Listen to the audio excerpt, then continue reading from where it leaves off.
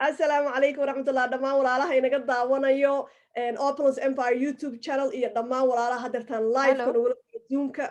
ku soo dhawaada Jimco Mubaarak Jimco wanaagsan meelka dunida ka joogtaan waa kulanka ay inooga barateen Jimco walba maasha Allah tabaarakallah oo aynu ooga hadli jirnay markay noqoto sidee dhaqaale looga sameeyaa kumbanigeena halka maxay kaga muuqdo loogadeena kumbanigeena oo ah Infinity kumbanigeena waxaa la dhahaa Opulence Global waana hadda markii la fiiriyo in allaale inta ganacsiga stay at home-ka ah ama guri jooga ah number 1 waaye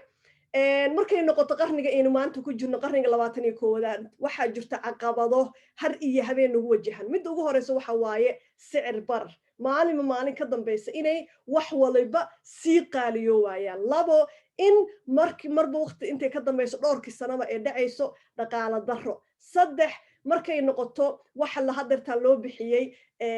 lockdown-ka iyo waxasi dadka qaar waxay isleeyihiin oo waxaan sugi lahay intuu adduunka sidiisa hore ku noqonayo waxaan kugu bishaareynaya haba yaraatee inuusan dib lagu noqonayna lagu leeyahay adduunka siduu ahaa waa siduu u socday khalaas waxaan hadeertaan arkayna hadbal xirxiraayana waa adduunka cusub soo dabcan maxay ka dhigan tahay inaa hadeertaan la jaanqaadid you need to adopt bay dhahaan haye innaga marka ganacsigeena markay noqoto ilaahay subxaanahu watacaala ayaa xalka haya laakiin xalkii bila'aadinimo inta aynu kari karnay kulli xal baynu u haynaa dhibaatooyinkaas jiro kow waxaynu u haynaa ganacsi haba yaraatee aanan saameynaynin markay noqoto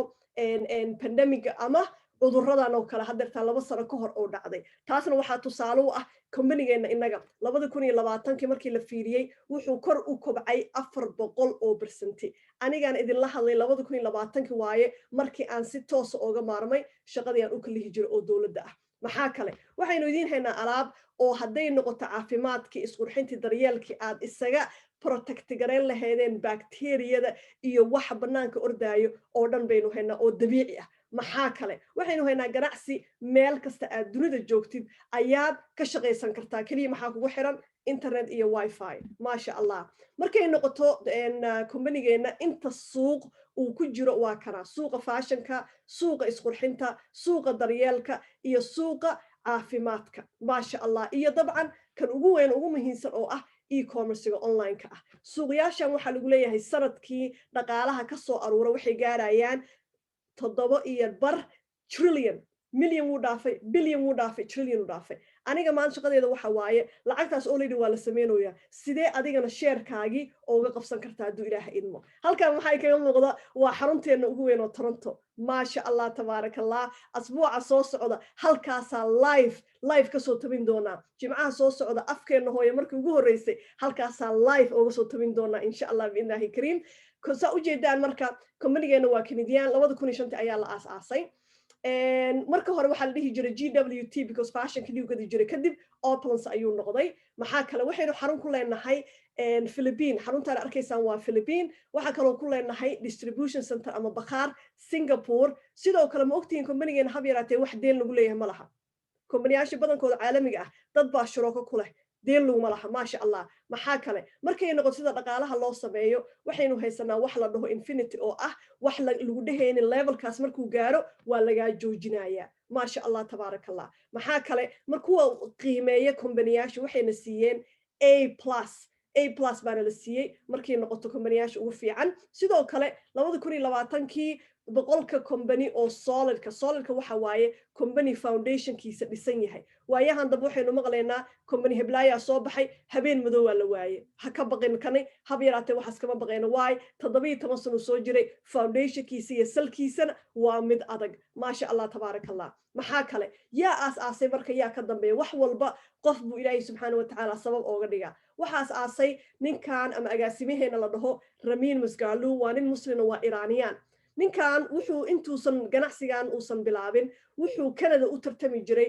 lagdinta 112 wuxuu soo qaatay bilad oo lagdinta Canada ayuu u tartamayay maxaa kale 25 sano jiray markuu sameeyay milyankiisa ugu horeysay 19 sano ayuu jiray markii uu soo galay suuqeena network marketing 6 sano kadibna milyankiisa ugu horeysay ayuu sameeyay maxaa kale 5 company oo kale uu soo dhisay inta uunan company-gan furin 17 sano ka hor 5 company wuxuu ka soo saaray intaasoo milyaneer ah adduunka meel kasta kala joogaan muxuu kaloo qoray buug la dhaho forensic networker uu talaado walba afka ingilishka nagu bara annagana afkeena hooyo aynu ku bedelo maalinta khamiista oo dad badan ooga faa'iiday markay noqoto ganacsigaaga sida kor lagu soo qaadi lahaa markay noqoto compensation planka dhaqaalaha sida looga sameeyo network marketingka waxaa la dhahaa waa expert waa ninka ugu xirfad fiican maxaa kale inta jeer oo la aqoonsaday xisaab ma laha waxaa ka mid ah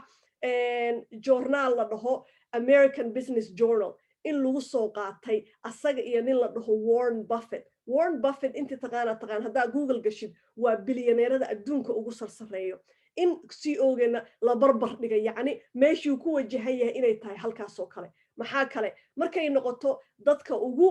tababar fiican network marketingka ah in 2014 2020 marna uu galay number 2 marna uu galay number 1 maasha Allah markii noqoto dad meelaha laga wareysanayo oo kale intaasoo meel laga wareysta nin la dhaho Brian Tracy ka mid yahay sidoo kale wuxuu ka mid yahay dadka Hall of Fame ka ah dadka loo aqoonsaday oo ugu fiican network marketing 2016 uu galay sidoo kale 2017 waxa loo aqoonsaday dadka ugu yar entrepreneur of the year dadka ugu yar Ernest & Young ayuu galay maasha Allah tabarakallah maxaa kale 2020 saa idin sheegay maadaama adduunka si toos isku bedelay company-geena waxa u soo hoyatay laba guul aan kala dhicin guusha ugu horeysa waxa waaye in CEO-geena ama agaasimaheena uu noqday ninka ugu tababarka fiican waa kana number 1 ayuu galay 10ka ugu tababarka fiican 10kan waaye magaciisa ayaa ugu horeeyo maxaa kale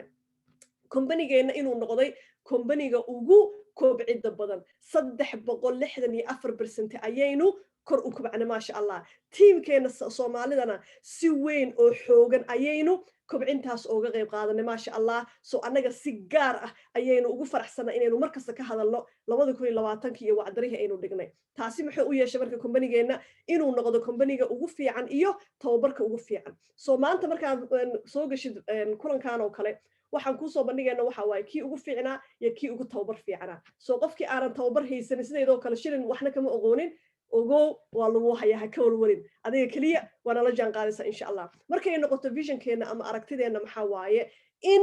qof waliba meel kasta dunida ka joogo yar iyo weyn madow iyo cadaan gaal iyo muslim qof waliba maanta hadduu soo galo in uu ka salgaari karo meesha ugu sareyso kaliya su'aasha maxaa waaye hadduu ilaahay idmo su'aasha maxaa waaye adiga may kaa go'an tahay if you have the will we have the way baynu dhahnaa adiga hadday kaa go'an tahay annagana waxaynu ku haynaa jidki markay noqoto valueska waxyaabaha muhiimka noo ah saldhiga noo ah maxaa waaye adeeg inaynu leenahay iyo persistence waxa waaye qofka aanan isdiibin markay noqoto waxa la yiraahdo mar dhow aan faahfaahin doono residual income ko dhaqaalaha dhaxalgalkana inaynu hayno sidoo kale company-geena waa company fair ah dadka dhan ka dhaxeeyo sidoo kalena rabo qof waliba in uu ka helo wixii uu ka rabay iyo ka badan iyo hantidii uu raadinayay markay noqoto alaabaheena sideedaba company-geena hal hees waxa uu ah agaasimaheena haddii alaabta ay tahay wax banaanka yaala suuqa hadda lagu iibiyo wixii wax ka fiican soo saar haddaysan ahayn waxa suuqa laga iibiyana wixii wax ka duwan soo saar taa maxay ka dhigan tahay waxaynu iibina haba yaraatee meel kale aad ka helaysid ma jirto innaga kaliya soo saarno innaga kaliya license u haysano cid kale oo alaabteena iibin karto haba yaraatee malaha alaabteena maxay ka kooban tahay markii laga soo reebo fashionkii waa kana waa shaambooyinka ragga waa shaambooyinka dumarka waa kareemadii ragga waa kareemadii dumarka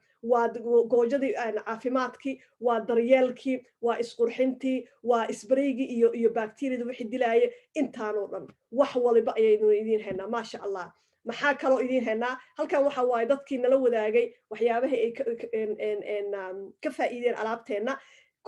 gebigiin waxaan idinku boorinayaa in aad ka qayb qaadataan Instagram-keena YouTube-keena iyo Facebook-geena indhihiina aad ku aragtaan lagu darsada page-kan waxaa la dhahaa Fountain of Life official qofkii maanta ku yeeray ayaa ama video-gan kula wadaagay ayaa kugu soo dari kara sidoo kale Safe Home Revolution alaabteena oo dhan iyo page-keena saa indhaha ugu aragtid adduun weynaha waxay ka dhahayaan ma aha qofkan heblaaye iyo hebel Soomaali aad taqaanid waa company adduunka oo dhan 200 oo wadan looga ganacsado carab iyo cajabna isugu imaadeen maasha Allah alaabteena faashika waa taasaa laba u kala baxdaa midna waa fairy midna waa posh fairy waxa waa midka luxury-geena oo xirtaan dadka celebrity-ga oo kala halkaan uga jeedaan filmaanta dhigo heesayaasha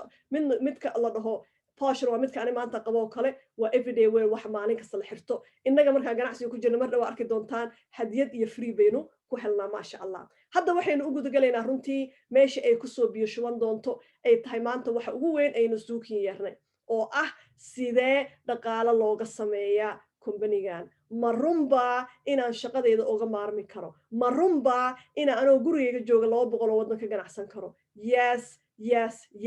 sidee u dhici kartaa markay noqoto marka kombanigeenna waxa la dhaho waxaan ku shaqaynaa binary waxay ka dhigan tahay laba gacmood qof waliba laba gacmood ama laba garab ayuu leeyahay labadaas garab marka mar dhawa arki doontaan markii ay shaqeeyaan adigana aad la shaqaysid ilaa iyo waxaad samayn kartaa marka waxa la dhaho dhaqaalo 8% oo wili caada lagu dhahaynin level 3 kadib waxna kuma lihid sida kombaniyaasha kale aynu maqalno aniga kombaniyaal kale weliga kama soo shaqeynin laakiin dad badan baa sheegeen MLM-ka kale iyo network marketing waxa lagu leeyahay level heblaayo waa lagu joojinayaa inaga ma haysano maasha Allah tabaarakallah maxaa kale meesha ugu sareysa marka kombanigeena ka gaartid ilaa iyo intee dhaqaale ka sameyn kartaa sanadkii 60,000 ayaa sameyn kartaa markii loo dhigo sanadkii waa imisa sanadkii yaa dhihin astaghfirullah asbuuci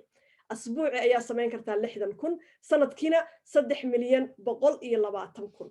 koo markaa maqla hadalkaas wuxuu ila noqdo wax weyn haddana markaan arkay sida ay u kala dhacayso ayaa aqliga ii soo celiyay waxaan ku jeclaa ganacsigeenana hal ma lagu daray waa labo marnaba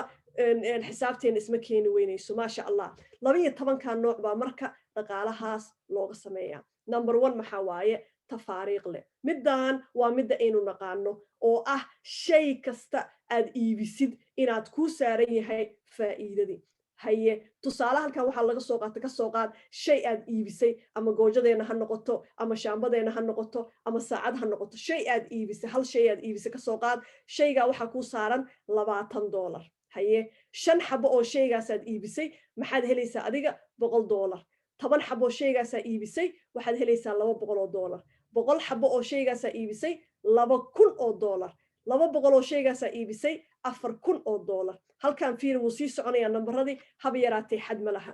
dad badan oo ganacsigeena ku jiro midaan kaliya ayay ka dhargeen axad walba kombanigeena dadka wuxuu u sameeyaa wax la dhaho leadership cocktail dadka ugu sasareeya ayaa waxay la wareystaa nin la wareysanaya wuxuu nala wadaagay inay ku jirto haweeney tiimkiisa iibsatay 25 momentum pack waxa waaye baakad la iibsan karo 50 xabo oo goojadeena fountain of life 25 goor oo mid 50 ayay iibsatay taasi maxay ka dhigan tahay inay ka samaysay ilaa iyo 50,000 oo faa'iido maasha Allah tabaarakallah taa waxay ka dhigan tahay xad ma laha tan kaliya ayaad ka dhargi kartaa maasha Allah maxaa kale midda labaad waxa waaye markii qof walaal ah gibigiin maanta waxa idin soo casumay qof walaal ah intiina YouTube ka daawanayso qof walaala video kula soo wadaagay haye adigana maxaad sameynaysaa bari markaa ganacsiga soo gasho duu ilaahay idmo qof walaala ayaa la wadaagaysaa haye marka qofka walaalka la wadaagto uu dhaho qofkani maasha Allah waan ka helay ganacsigan waxa rabaa inaan ka ganacsado qofkan maadaama adiga madaxaaga uu ku imaaday wuxuu kombaniga ku siinayaa hadiyad dilaal commission haye adiga marka ka soo qaad waxaad tahay lifestyle advisor waxa waaye saddexda nooc oo kombanigeena lagu soo galo midka ugu sarreeya midka ugu fiican oo tiimkeena 95% ka badan ay joogaan haye qofkii marka aad kombaniga u soo bandhigtay oo caawisay inuu kombanigan bilaabo maxaa kombaniga adiga ku siinayaa dilaalkaagii markuu qofka ku soo galo packagekeena ugu hooseysa oo ila dhaho retailer ama tafaariiq leh waxa leedahay dilaalkaaga waa $25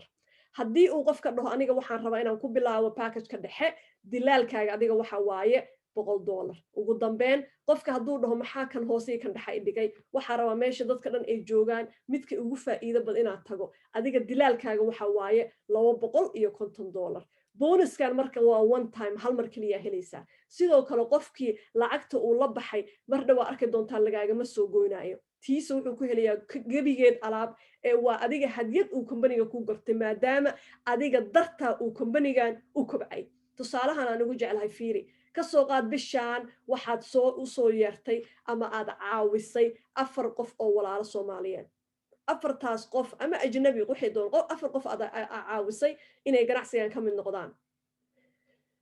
4 qof ka soo qaad waxay ku soo galeen package ugu fiicnaa oo ahayd lifestyle advisor ama la taliyaha hab nololeedka haye afar ku dhufo $250 halkaa maxaa kaaga soo baxayo $1,000 oo cad oo dilaal ah maasha allah tabaaraka allah midaan maxaa waaye midaan waa midda ugu muhiimsan runtiina qofka hadduu fahmo haba yaraatee waxna kale uusan raadinayn uu dhahayo alleelehe ganacsiga aan raadinayo waa kan dadka fahansan waxay ku leeyihin annaga halkaanaa ku baarki gareyna gaariga saa usoo wadnay halkaan meelaa ooga socono ma lehay ku leeyihiin maxay ka wadaan midkan waxa waaye midka in la dhaho dhaqaalaha dhaxalgalka abay fawziyo cumar xariiriyeena waxay ka dhawaajisay waxyaabaha u soo jiiday in ay ka mid noqoto ganacsigan ayadoo laba shaqo haysato laba ilmo yar korinaysana waxay tiri waxa waaye in aan ilmahayga ooga taga dhaxalgal in aan ka maarmo subax walba inaan kaloo ilmahayga ka tago si ayagana il aan ugu fiirinayo ganacsigaygana aan wato kulligeen waxaynu raadinayno waa dhaxalgal ma aha keliya annaga waxaynu cunayno haye wuxuu ku fiican yahay marka dhaxalgalkan ma aha inaad haddartaan aad heshid ha dad waqtiga ku qaadataa dadna isla markii ayay gaaraan laakiin kuwa xataa gaaray wixii oo dhan ma helayaan inta loo dhigaayo meel u taalla ayaa ka badan inta ay helayaan si u shaqeeya maxaa waaye saa hadday ka dhawaajiye qof kasta oo kambanigeenna ka mida wuxuu leeyahay laba gacmood labadaa gacmood walaalihii aad ku caawinaysa inay ganacsiga bilaabaan waa meeshii aad dhigaysay qof kasta oo kambanigeenna soo gala ama midigu tegi ama bidixu tegi okay hoos lagama dhex dusinayo kor lagama dhex dusinayo ma laha dulduleel labada gacmood mid unbuu tegi haye dadkaas markay kombaniga kusoo biiraan ee kombaniga ka noqdaan xubin maxay sameynayaan idinla tahay waxbay iibsanayaan waxbay iibinayaan qof ayay soo caawinayaan ayagana inuu bilaabo haye adiga marka maadaama aad tahay dadkan adiga ay kaa farcameen adiga aad ka tahay mas-uul ama aad u tahay liader oo har iyo habeen tababarkoodii iyo gubaabintoodii aad la shaqaynaysid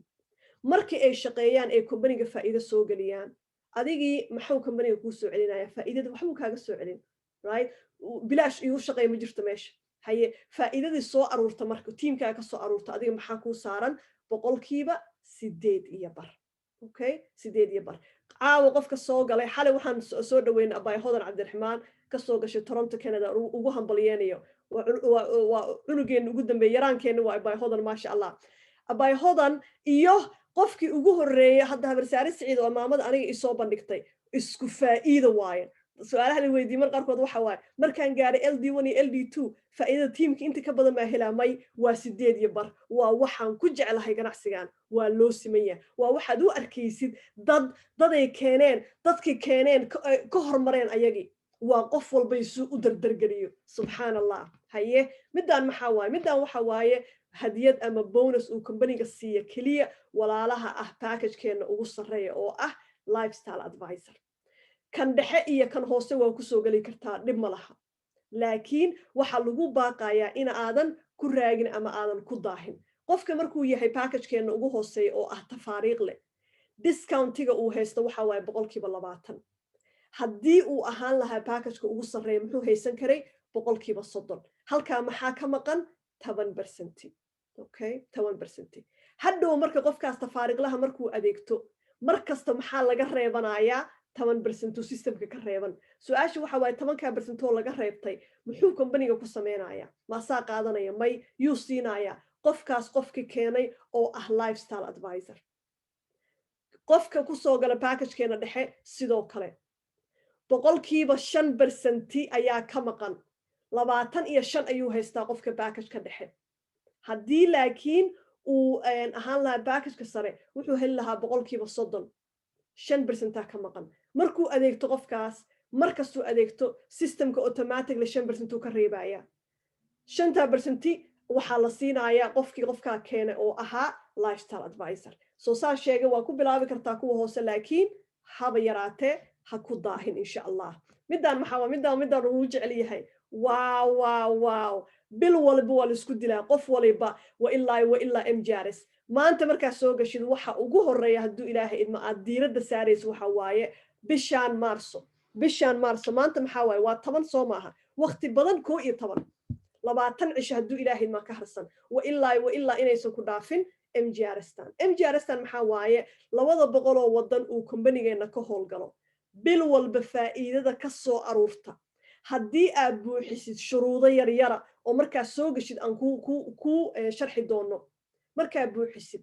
faa'iidada kombaniga soo aruurto waxaa la hoyan kartaa hal share ama 2 share ama 3 share waxay ku xiran tahay darajadaada sidii aad uga qayb qaadatay marka hadiyadan waa inaad tahay marka hore adiga lifestyle advisor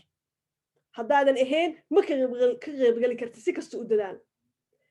markii aad tahay lifestyle director 1 maxaa waaye waa darajada ku soo xigta lifestyle advisor 2 share ayaa la hoyanaysaa jeegi 2 jibaar lagaaga dhigaya markaad tahay lifestyle director 2 iyo ka sareysana 3 jibaar hada shaqadii waa isku hal hadde ya haddana 3 jibaar samayn kartaa why levelkaaga ayaa ka sareeyo soo mar labaad mar saddexaad ha ka moogaan hana ka maqnaanin maxaa marka aniga ka sii jecelahay lacagtaas lagu siinayo sharekaas ma taqaanaa ka sii muhiimsan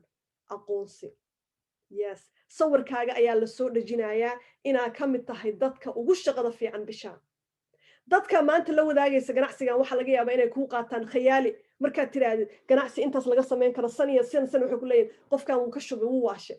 laakiin maalintuu arka sawirkaaga oo la soo dhajiyey dadka ugu shaqada fiican waa lagu soo kala dhuumanaya iga dabagee waxaan xasuustaa hadda ka hor Juweeriya oo kamid ah teamkeena walaalaha ugu fircoon Hargeysa joogto waxay tiri markii aan soo dhajiyay markay ku guuleysatay asxaab badan waxay dhaheen waa naga qarsatay haddii intaas maalin kasta soo dhigaysay hadday ku baraarugeen waa waxay muhiim u tahay inaadan ka maqnaanin bonuskan waa itus oo itaafsiye bilaadanka waxaa la yiraahday waa indha ku guraadle ha ka arkaan halkaas maasha Allah number 6 midda lixaad oo ah sida dhaqaalaha looga sameeyo maxaa waaye intiinee jeclaan lahayd in aad ku xaragootaan gaariga ugu quruxsan oo haddana bilaash ah qof kasta 2 jir haddaad tiraahdo maanta gaari ma ku siiya ahaayo ku leeyahay hadda isagoo license gaadhin right waa kana company-geena wuxuu fursad ku siinayaa markii aad tahay darajada LD1 oo ah darajada ku xigta lifestyle advisor ilaa iyo midda ugu sareysa bil walba inaad samayn kartid $500 ilaa iyo $4,000 bil walba shuruudo sida MJRS-ka jirto waa lagu bari markaa buuxisid bil walba cidna kuguma haysato wala caada waxaa ku jecelahay lacagtaas 2 nooc ku heli kartaa ama gaari intaa soo kireysatid soo deensatid ayaa company-ga u diraysaa meesha aad ka soo deensatay company-ga lacagtaas shuwaay bil walba ama company-ga waxaa leedahay gaari hadda ma rabo waxaan rabaa lacagtaas inay igu siisid shopping credit waxa waaye lacag account-kaaga lagu dhex dhigaayo aad wax allaale waxaa doonto ku adeeganaysid imagine dukaanaa soo buuxisay intaasoo alaaba shilinka ma aada bixin waana iibinaysaa maasha Allah sidoo kale markaa u qaadatay shopping credit ahaan lacagta ay helaysa double heli soo 500 meesha heli lahayd waxaad helaysaa $1,000 waa double maasha Allah tusaalada soo qaadan wiilkan la dhaho René Liao waa youngest millionaire keena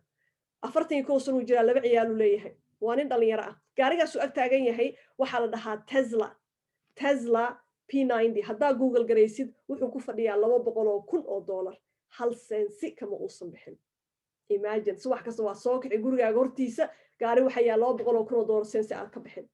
soo René hadduu sameeyo ma samayn kartaa 100% René waxa markaas tusaale u soo qaadanaa su'aalaha la weydiiyay markasta maxaa waaye ganacsiga ma haweenka lagu talagalay nin raga aasay milyaneeryaasha ugu sareeyaan waa rag soo dabcan waxay ka dhigan tahay in uu yahay ganacsi loo siman yahay waa adiga iyo kartidaada waa adiga iyo dadaalkaaga maasha Allah walaalahan kala u jeedaan ayagana saas oo kale waa walaalo ku guuleystay company-geena kamid ah ku guuleysteen gaarigaas annaga teamkeena waxaa noogu jiro Abaay Raxme Maxamed maasha Allah oo Ottawa ila joogto iyo Abaay ayaan Diamond oo joogto Edmonton Alberta labadaba ku guuleysteen insha Allah maalmaha kamid ayagana lagu soo dari doonaa intaan waa in yar oo kamid ah oo gaarigooda soo qaadatay walaalo badan oo kale ayaa jiraan maasha Allah nooca toddobaad dhaqaalaha u sameeyna maxaa waaye dalxiis intiinee jeclaan lahayd sanad walba inaad dalxiis u baxdaan naftaada inaad tiraahdo naf yahay maanta dhan waa shaqeynayay sanadkan dhan waa shaqeynaysay soo dalxiis company-geena qofka markii uu gaaro darajada la yiraahdo LD2 markii uu gaaro waxaad hadiyad u leedahay in aad markabkaas ku soo raaxaysatid asbuuc dhan maasha Allah tabaarakallah markabkaas hadda wuxuu bixi doonaa hadduu Ilaahay idmo bisha 9aad sanadkan 2 sano muusan bixin markii u dambeysay uu baxay waxay ahayd 2019 intii ka dambeysay in ognahay adduunka wuu isbedelay wuuna kala xirnaa aniga waxaan kamid ahaa walaalihii Ilaahay subxaanahu wa ta'ala u qadaray 2019 inay raacaan waxaan ahaa qofka kaliya oo Soomaali ah yes waan xasuustaa habeenkii ugu horreeyey oo aynu salaada aan tukanayay cilla aan dareemay cillo ilaahay subxaana watacaala ayaan baryay waxaan ilaahay waa rabaa markabka inaan kusoo noqdo laakiin anoo jameecadayda wato ayaan rabaa inaan soo noqdo hadduu ilaahay idmo waxaan dhihi karaa already ayadoosan weli uusan bixin ilaahay subxana watacaala wii aqbalay sababta ay tahay maantadan idinla hadlaayo ku dhowaad 40 qof walaalo soomaaliyeed ayuu miiska u saaran yahay keliya insha allah waxaynu sugaynaa hadda waa naloo sheega bisha exactly maalinta ay tahay iyo meesha ay ka dhacaysaa sugaynaa waa xirxirannahay innagoo dhan insha allah haye waxaana inaga go-an ugu yaraan 100 qof walaalo soomaaliyeed inaynu ku raacno adigaan maanta khadka ku jiro waxaan ku leenahay nala soo raac nala soo dalxiis insha allah okay maxaa kale uu company-geena hadiyad u bixiyaa waxa la dhaho summit ama exotic vacation oo loo dhigo dadka markay gaaraan LD3 iyo LD4 aniga inta aan noqday LD3 iyo LD4 waa intii adduunka u kala xirnaa so weli uma bixin so insha allah markii aan soo taabto ayaan inkaga sheekeyn doonaa sidoo kale maalinkaas tiimka maxaa ku dhahaa ma doonayo keliga inaan aado LD3 actually way joogaan already 6 qof miya ama 8 qof tiimkeena already way yihiin maasha allah LD4 hadda aniga kaliya ka ah laakiin sanadkan gudihiisa waxaan rajeynaa insha allah intaasoo walaalo inay soo bixi doonaan okay maxaa kale first class travel waxa uu lahaan kartaa fursad waad aragteen diyaaradaha markii la raacayo dadka ugu horeeya meesha ugu horeysa fadhiyo oo spaceka marna salaad ku tukan kartid marna ku cunteyn kartid marna ilaahay ku baryi kartid ma aragteen inaad raaci kartid free heerkaasaa gaari kartaa yes maxaa kale private jet dayuurad adiga keliya iyo inta aad rabti keliya kuu xiran tusaale fiiri halkan sawirkan waxyaabaha isku dhiirigeliyuu ka mid yahay tiimkaas waa tiimkeena Nigeria 2 sano isku xigta ayay waxay galeen number 1 company-geena Canada laga aasaasay ayay ka kormareen waxa isweydiiyaa walaalahaas Nigeria joogaan Africa heerkaas ayay gaareen inay dayuurad hoosta ka soo xirtaan adiga ma samayn kartaa markasta jawaabtu waxa waa yes maxaa iga xiga hadduu ilaahay idmo maxaa iga xiga dadaal iyo karti dadaalkooda iyo kartidooda ay ku gaareen ma aha in been loo siiyo dhawaa masaakiin iska siiya may halkan maxaa waaye waa vacationyaasha dadka loo dhigo oo aan weli aan gaarin idin sheegayay dadkii aaday oo dadka ugu dhaqaala saray company-gan markaa wareysta waxay dhaheen waxa waaye si yani igu explain gareeyeen ama ay igu ifiyeen waxa aniga u bixiyay jannadii yar oo adduunka ti aakhira ilaahay haynoo kasaynu leenahay waa meesha waxaa lagu leeyahay waxaad qof walba u haystaa private butler waxa waaye qof adiga shaqaalo kuu shaqaynaayo ayaa kuu joogo har iyo habeen soo kasoo qaasala subxa usoo kacday wax macaanaa ku qabtay batanaa taawane waa lagula soo ordaa dig maasha allah tabaaraka allah markabka xataa markaynu saarneen 3 maqaaxiyaa furneed 24 hour anytime wax ka cuni jirnay laakiin annaga inaan hoos u aadnay ahayn midkaan laakiin qolkaaga lagu keenayaa maasha allah tabaaraka allah maxay tahay midda 8aad aynu dhaqaalaha u sameyno intiinay jecel xaragada iyo faashinka maasha allah xaragada iyo faashinka aniga markii abrisaarisi ganacsiga ay soo bandhigtay waxa ay soo jiitay maxay ahayd maradaan iibsado waxay tir habareer waxaad u xiran lahayd faraanti saacad boorso kabo imagine dukaankaaga daa ka iibsatay sidii ay noqotay maalin kasta marada aan qabo wax yaroo shabaho ayaan isku taagaa shilina kama bixiyo maasha allah company-gayga ayaa iigu deeqay haye intiinee marka jeclaan lahayd saas inay u xaragoodaan rag iyo dumar oo loo siman yahay alaabteena Porsche iyo Ferrari waa loo siman yahay saas maalinta u soo gashid laga bilaabo waxa lagu siinayaa pointskaas ayaa hadhowdii wax alaale waxa doontid ku gadanaysaa ama waa aruursanaysaa ama markaas ayaa bilaabaysaa maasha allah ayaan walaalkan Cabdikariin oo ka soo galay South Africa 2 cisho ka hor soo dhigay package-kiisa ugu horeysa oo kiyaalo quruxsan ayuu ku dalbaday welcome package-kiisa so waxa doonta ayaa ku dalbanaysa waa xaragoonaysa maasha allah tabaarakallah afarta nooc ugu dambaysa dhaqaalaha u sameeyna maxaa waay midaan waxa la dhahaa ugu horeysa fast star bonus maxay ka dhigan tahay markii aad company-ga maanta soo gashid oo aad tahay lifestyle advisor darajada ku soo xigta hadaa ku gaartid 7 cisho gudahood ka soo qaad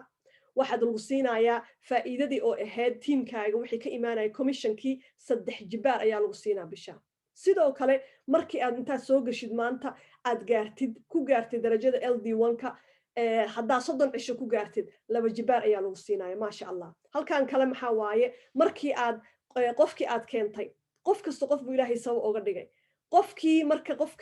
qofkan guuleystay degdeg ku gaaray kii keenay maxaa la siinayaa 10% ayaa la siinayaa la dhahayaa hambaliyo adigana bonus maasha allah maxaa kale heer waxa gaaraysaa opulence points ka badan aad heli kartid aad alaabtaas fashionka freega ku xaragoonaysid saacada waxaa jirta ee dhahaan presidential watch hadduu ilaahay idmo waa midda har iyo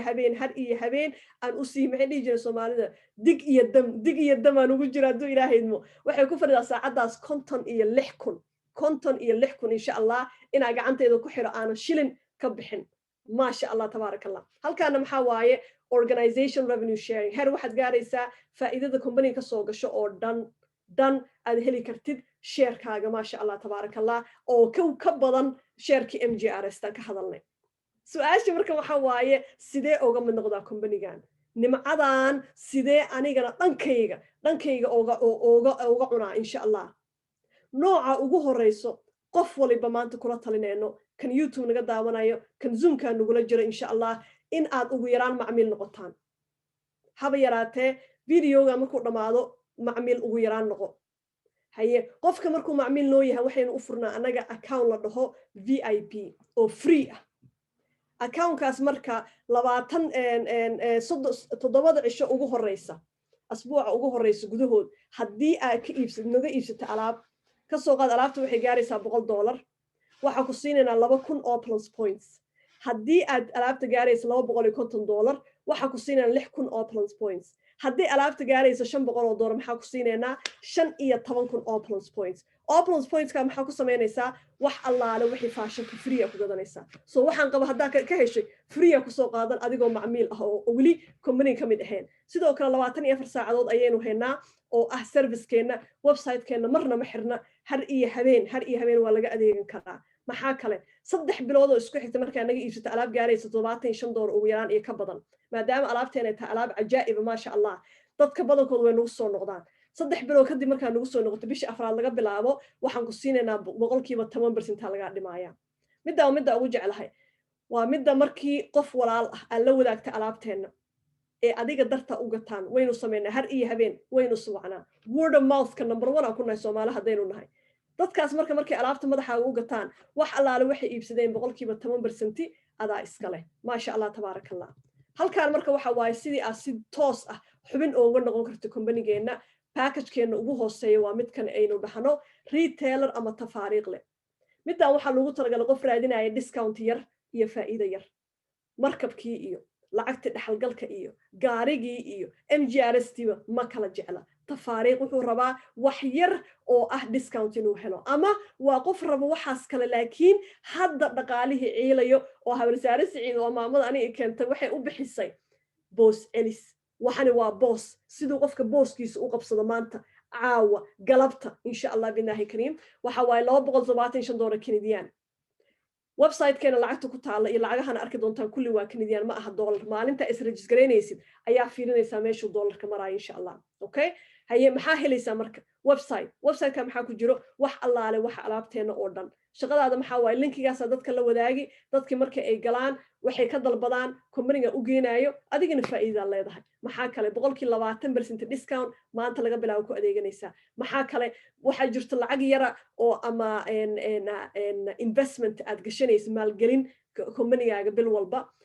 inta ugu yar markaa samayso oo ah $150 bisha afraad laga bilaabo discountigaaga wuxuu isku bedeli doonaa 30% hadduu ilaahay idmo maxaa kale $100 waxaad helaysaa shopping credit oo waxaad doontid alaab aad ku dalban kartid maxaa kale buwaagti wax allaale waxay ku xiisanayso oo dhan ayaa lagu siinayaa maxaa kale 15,000 opulence points waa $150 oo ah free fashion nooca kale looga mid noqdo waa midani waa package-keena dhexe ama lifestyle promoter ayaynu dhahnaa midaan maxaa lagu bilaabaa $775 Canadian maxaa helaysaa website-ki maxaa kale 25% discount maxaa kale intii ugu yareed markaad dukaankaaga gashatay 150 bisha afraad laga bilaabo discountigaaga wuxuu isku bedeli 35 maxaa kale 600 waxaa lagu siin shopping credit oo adeeg wax allaale waxaad doontid aad ku gadanaysid maxaa kale buugaagti oo dhan wax ku xiisiisanaysay maxaa kale 25,000 opulence points oo ah hadiyad bilaash ah oo fashionki ah maasha allah waatana package-keena ugu fiican waa midka teamkeena saa idin sheegay ku dhawaad 100% aynu joogno maxaa lagu bilaabaa midaan hadda waxay ku jirtaa promotion ay ku jirtaa aan marna idin soo bandhigi doono promotion-kan laakiin hadda waxaa idinla wadaagi promotion-ka intuu jiri doono lama yaqaano kolley bishaan mars unbuu hadartan jiraa so intiina videoga daawanayso promotionka confuse ku noqonin waxa laga yaabaa markaad daawatay inuu promotionka ka dhamaaday laakiin intiina hadda live ugu jirto maasha Allah waxa idin leeyahay promotionka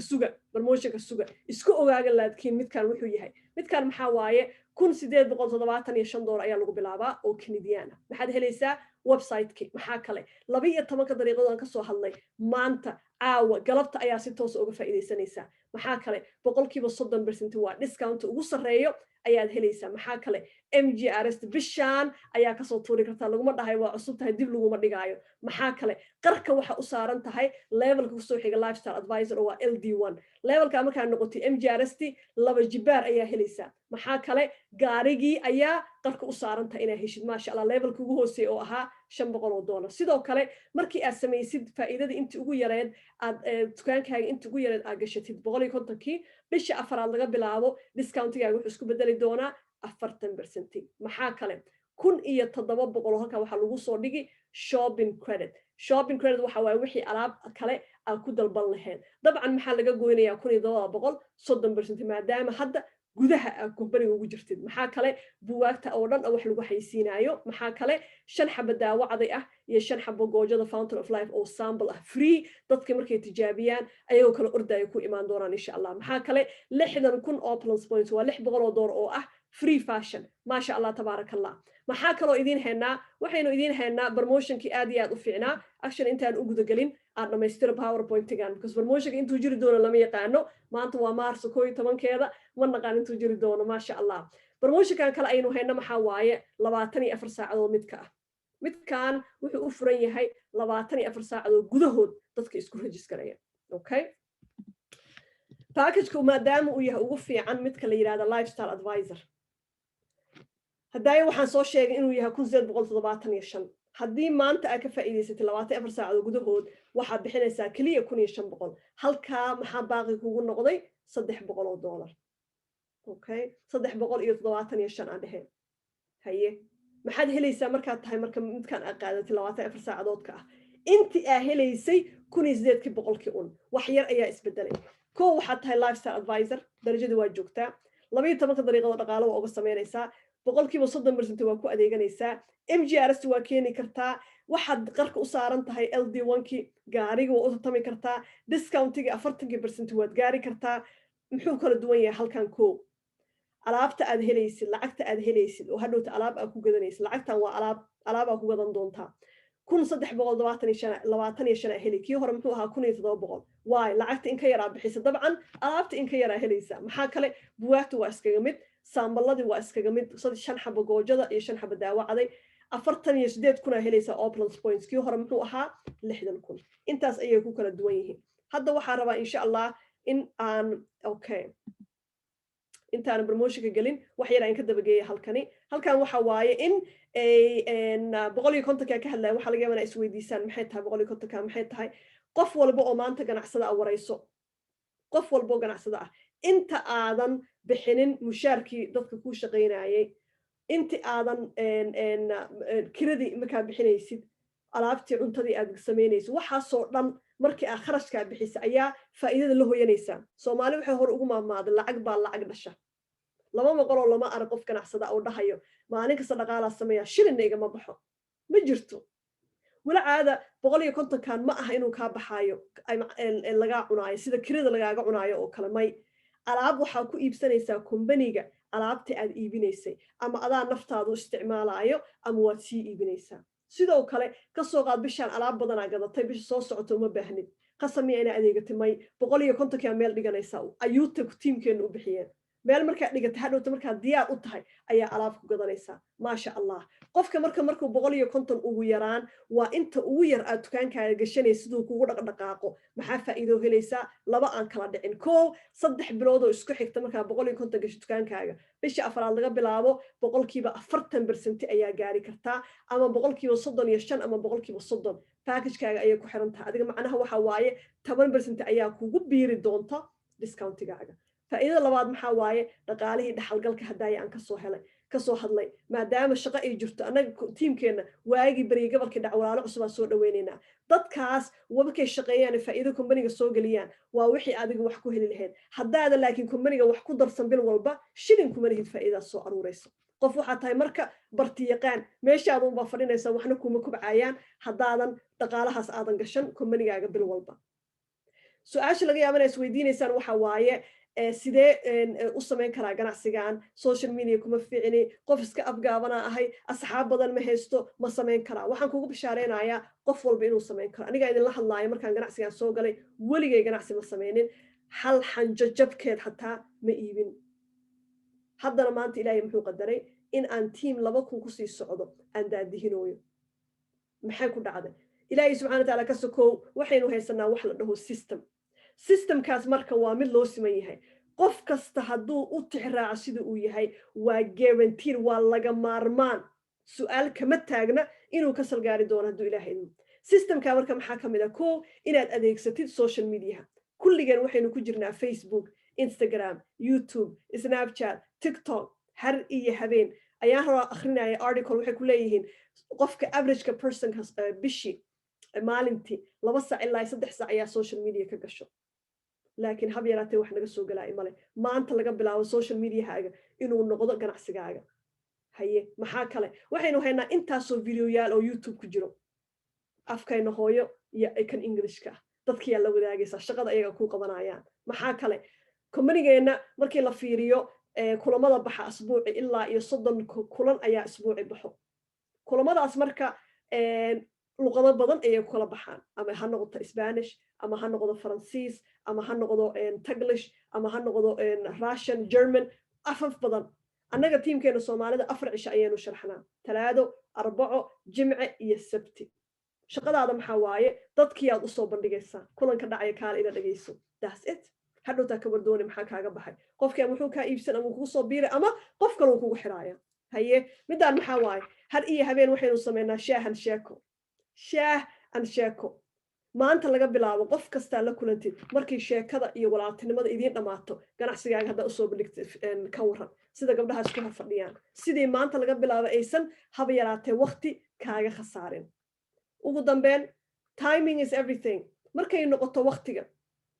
waqtiga in laga faa'iideysto ama uu muhiim yahay innaga haddaynu nahay muslim horta hore already ayuu diinteena nuunku baaqay 5 waqti oo salaad markii naloo soo yani nabigeena calayhi salaatu wasalaam uu inoo keenay 5 waqti inaynu tukanno waxaana la tusinayay muhiimadda ay leedahay waqtiga nabigeena calayhi salaam markuu la daarmay muxuu yiri 5 mid ka faa'iideysta maxaa ku jiray waqtiga haye maxaa kale markii la fiiriyo waxa la dhaho stay at home economy dhaqaale guri jooga wuxuu maanta ku jiraa xilligiisii waqtigiisii ayuu ku jiraa ama jeclow ama ha jeclaanin ama indhaha ama arag ama ha arkin aday ku taala waqtigiisi ayuu ku jiraa in allaale inta kumbaniyaal ah waxay sameynayaan waxa la dhaho downsizing inay dadkii soo yareynayaan tusaale yar haddaa in siiyo agaasimaha kumbanigeena wuxuu nala wadaagay muddo 5 sano inuu raadinayay building ka weyn midka hadda uu xarunteena ay tahay maadaama kumbanigeena aad u kabcay maasha Allah tabaarakallah 5 sano waa waayuu yiri hadda markuu cudurkan imaaday 2020kii bildimadii aan jeclaa oo dhihi jiray Allah ilaahay kuwaas u guur markaan arkuu yiri kulli waa empty cidna ma joogto waan galuu yiri waxa inuu yiri aawo dadka ka buuxi jiray waxa la yiri kulli guryaha loo diray so adigan maanta videogan daawanay ama khadkan ku jiro waxa laga yaabaa dhehaysid aniga waa ladanahay alxamdulillah shaqo fiican ah haystaa waxaan kugu bishaareynaa ayaan dhow in lagu dhahay iska raali ahoo waa laga maarmay Faadimo iska raali ahoo cabdi laguma baahno yes haddaadan maanta ka tabaabushaysan ogow gadaal ayaa dhihi doontaa walle adduunka because waxa qofka maanta waxa taagan hadduu sagaran waxa soo socdo ma garto soo ma ahayn haddaadan marxaladda maanta aadan indhaha ku haynin hadhowti ayaa dib u dhac kugu imaan karaa haye halkaa maxay ku qoreen let's get you started maanta ayaa nala jaanqaad 3 package midkee kugu fiican 3 package aan ka hadlay actually wax yar waxaan tusinayaa maasha Allah promotionka hadda jiro ayaan rabaa inaan ka dabageeyo maasha Allah oo aan u bixinay mar la arag waxa la yiri wili lama arag dadka kumbaniga ku jiro oo dhan waan wareystay qof kasta wuxuu yiri ma arag gabar 13 sano company-geena ku jirto waxay tiri ma arag gabar kale 10 sano aniga 4 sano ku jira wasaarada 5 sano lama arag waa mar la arag ayaa loo bixiyay ma sha Allah promotion-kan maxaa waaye promotion-kan waxay qusaysaa walaalaha ku soo galaayo lifestyle advice oo ah package-ka ugu fiicnaa oo ah midka already badankeen aynu ku soo galno qofka markuu ku soo galo bishaan 1875 oo Canadian ah muxuu helayaa wuxuu helayaa lacagtiisu waa tanaa waa loo soo celiyay 1700 oo ah shopping credit 175 ka maqanna waa website-keena alaab wuxuu doono ku iibsanaya maxaa marka hadiyad looga dhigay ma sha Allah tabarakallah intaano alaabtan waxaa la dhahaa safe home revolution badbaadada qoyska shaambadii shaambadii haweenka shaambadii ragga daawada cadayga isbareygeeni kareenka oo oogada 2 xabo goojadeena intaano alaab maxay ku fadhiyaan $478 oo hadiyad ah oo bilaash ah annaga markaynu soo galaynay markaa ku soo galna package-kan lacagtan waxaan ku soo iibino qaarna annaga isticmaalayna qaarna waa iibinayna adinka wixii adiga iyo qoyskaaga isticmaali lahayd hadiyad baa lagu siiyay dhowrka bilood soo socoto shilinkaaga ma baxayo gurigaaga lacagtii aad company-ga ku gashayna alaabta aad ku gaday gebigeed waad iibinaysaa so waxaagina way soo noqdeen wax kalena waa lagu daray ma sha Allah tabarakallah saa u jeedaan promotion-ka wuxuu ku eegay 31 Maarso waxa laga yaabaa isdhehaysto 31 Maarso wali waqti haystaa ka soo qaad waxa sugtay ilaa dhamaadka waa ka faa'iideysatay qofka markuu company-ga soo galo muxuu sameeyaa dadku la wadaagaya haye dadka muxuu ku leeyahay aniga waxa ka faa'iideysay promotion-ka adiga laakiin way ka dhamaatay muxuu qofku leeyahay oo maxay igu soo sheegi weyday marka uu jiray naftaada waxa la jeceshay walaalaha la jecelo so dib ha u dhiganin adigana ka faa'iideysa maanta walaalahan la wadaag waxa leedahay kaale igala faa'iideysta okay walaal hadda 20 cisha ka hartaa duu ilaahay idmo intaas ayaan ku soo gabagabaynayaa barnaamijkeena maanta ma sha Allah tabarakallah walaalo badan aan u jeedaa gadaal ka soo galay waxaan leenahay soo dhawaada insha Allah biinaahi kariim recording-kana waa noo joojinaa walaalaha YouTube-ka ma rabnaa ku dheeraana insha Allah okay waxaan kaga tageynaa khayr iyo barwaaqo iyo to the billion hadduu ilaahay idmo salaamu calaykum